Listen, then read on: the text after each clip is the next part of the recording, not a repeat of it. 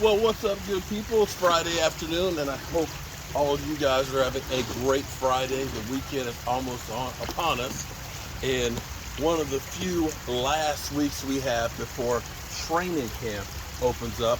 And in about 15 minutes from now, the 4 o'clock deadline to get franchise tag players done, and it looks like Dalton Schultz is going to be one of 3 players that will be playing on the franchise tag. My question, here's my real question, and this is not like the Cowboys haven't had players play on the franchise tag before, because recent history we've had Dak, as well as, of course, DeMarcus Lawrence. In fact, DeMarcus Lawrence, they were trying to tag him a second time, and he was like, boy, please, I'm not going to play on a franchise tag for a second year. In fact, it's very rare that players play on franchise tags for 2 years. Kirk Cousins being the only one that I can recall that was on the franchise tag twice, which for him worked out great because he was able to get $45 million from the Washington football team before quarterback's compensation got way up there, and then was able to sign a completely guaranteed contract for 3 years with Minnesota, and then fleece for 2 more. Kirk Cousins, mind you, as people talk about Dak Prescott being overpaid, has made over $200 million. Let that sink in for a minute. But anyway, Kirk Cousins isn't our issue right now. Dalton Schultz is. Dalton Schultz. The question you have to ask is, for the Dallas Cowboys, what's the real reason why they didn't sign him to a long-term deal? Is it money or is it doubt?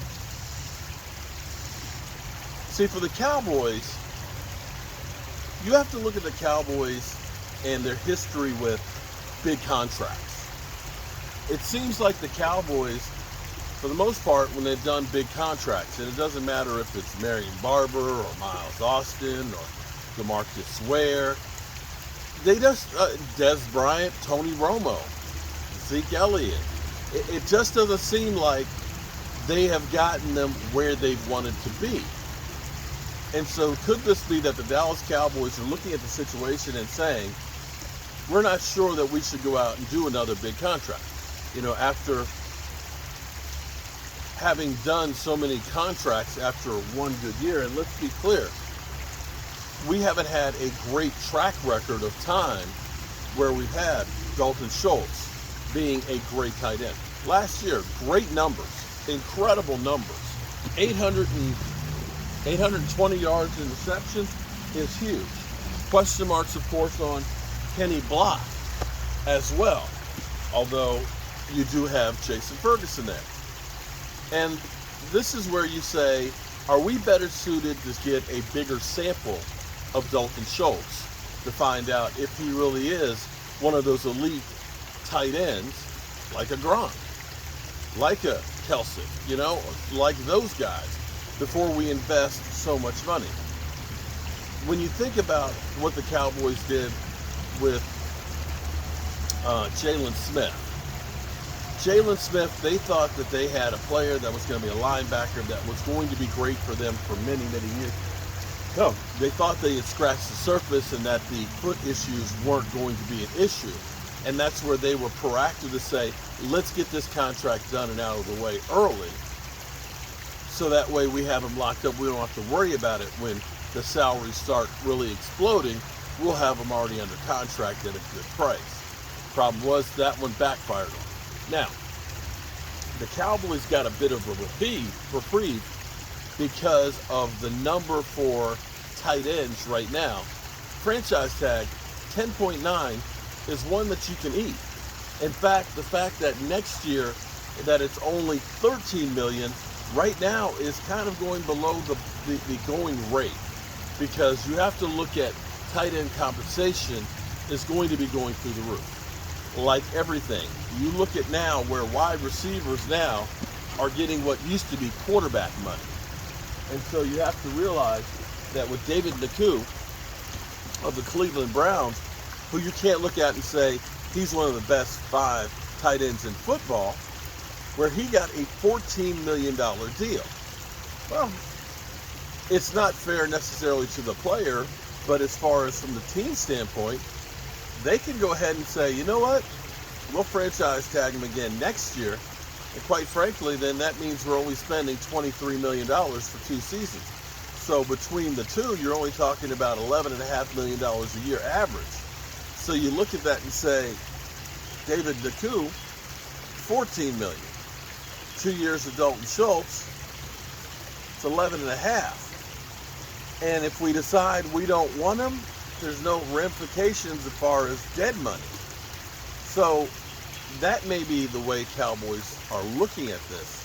One, they're not sure if he's going to be the long-term solution, and if he really is that great. And two, do they really want to invest that money for the long term if you're not sure? I don't have the answer for that, but apparently that's the Cowboys' answer is we're better off taking the franchise tag and the $10.9 million hit this year and not having to be locked in for next year.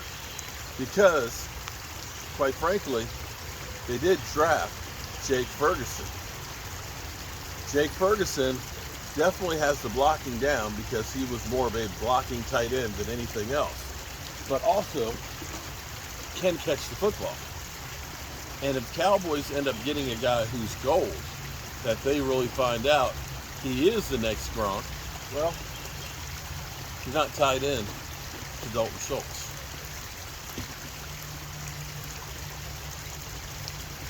It's crazy, and it's a tough business. On the final side that I'll put out here is money is going to be free-flowing the next couple of years as far as the salary cap goes. With the Amazon deal looking like, not Amazon,